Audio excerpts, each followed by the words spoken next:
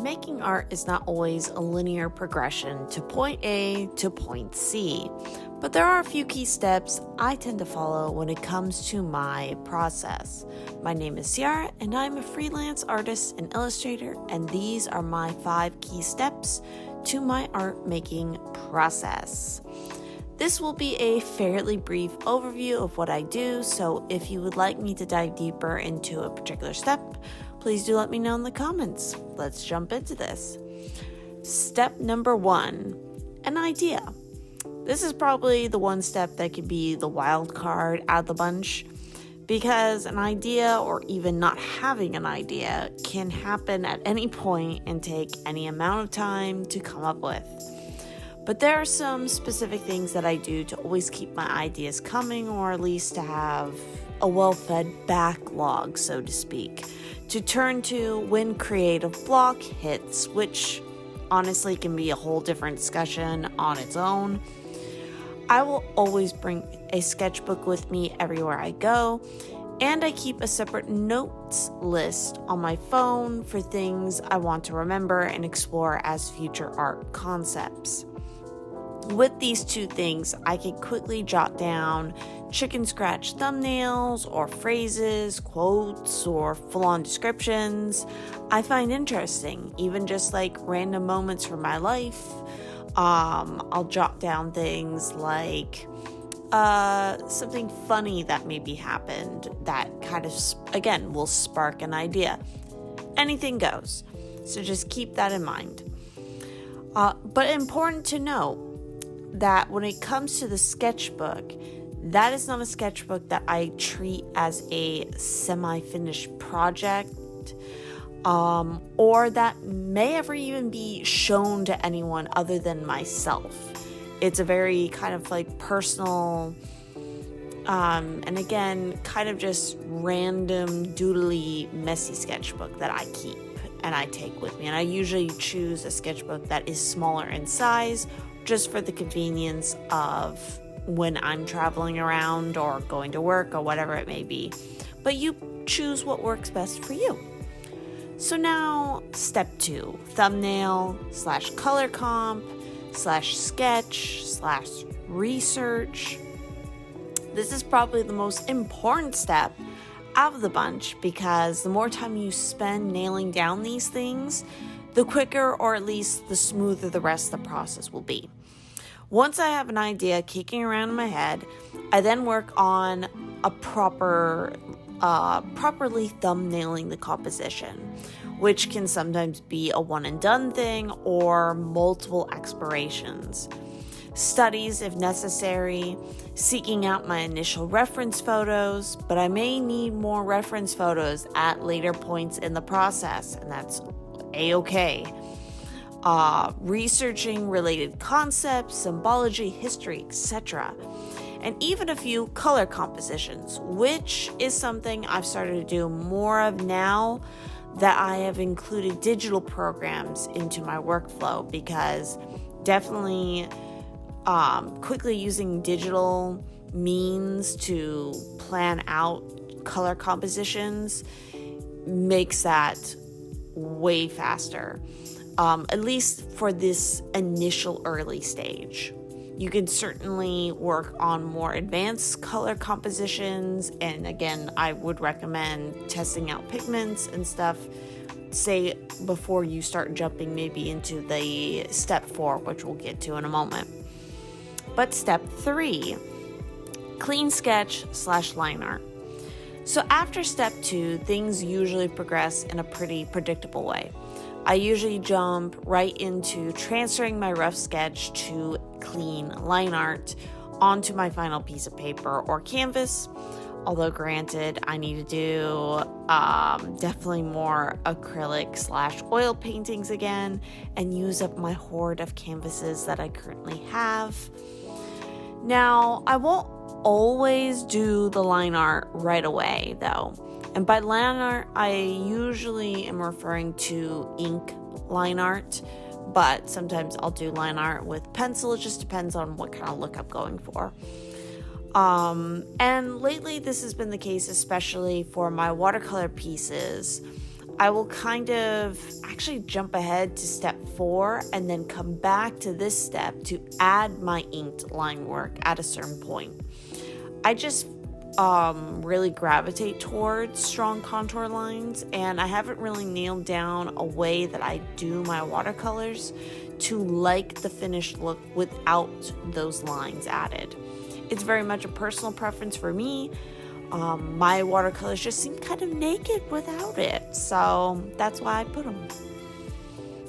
And then of course we get into step 4, color.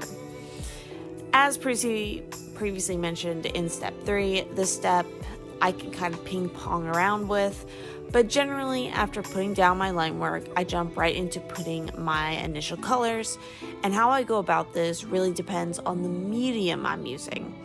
I do typically mix medias to some degree, maybe a little less now, unless I feel it's missing something. But as of the last few years, I mainly stick to a lot of watercolor or gouache-based work.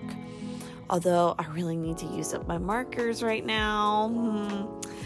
For watercolor / gouache specifically, you really should be working light to dark, and you should expect whatever color you put down to dry a bit lighter than it initially looks. And that's how I typically start. I want to do my best to start with a kind of all over light block in of my base colors, or I will do the background first and work my way forward and inward from there. I also personally use some very pigmented colors sometimes, such as many of my reds. So I've learned to avoid coloring anything with the red until the piece is closer to being done, in order to avoid reactivating the red pigment with water and having it bleed all over the place. And again, that just really comes down to experience and knowing the paints that you're using. With watercolor, it's not a bad idea also to have more than one piece going at a time. I will have my standalone artwork that I'm working on, and then maybe something in a sketchbook I want to color at the same time, for example. Because a big key to successful watercolor work is patience and drying time and water control, paper quality, understanding pigments, a whole gambit of things, etc. But definitely the patience and the drying time. Now, for marker illustrations, these are pretty quick for me to do, and I won't really have a particular order to what I color first, but I kind of use the same watercolor logic, start light and then move to the darks. The thing to remember with most markers is that it's not a medium that was designed to stand the test of time. The ink does have a shelf life, both as the marker itself and as a finished illustration. So if I'm selling an original, I'm going to keep that in mind with how I price the work as one of many things I consider. I would also recommend, if you are somebody who is working a lot in markers and you're displaying your marker illustrations, or again, you're purchasing original marker illustrations, try to keep these out of direct sunlight as much as possible, because that is just going to speed along the, what is the word I'm looking for? The fading of the ink, because a lot of these pigments can be very sensitive to light, and that goes back to just understanding how the materials that you're working with function. And lastly, within the past year or so, I've also really dived into, again, digital artwork.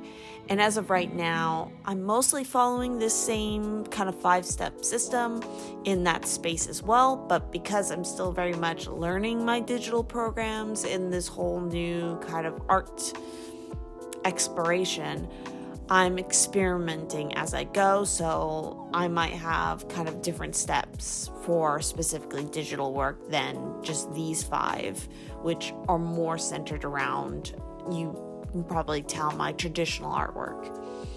And lastly, we move into step 5, the finishing touches, scanning / photography.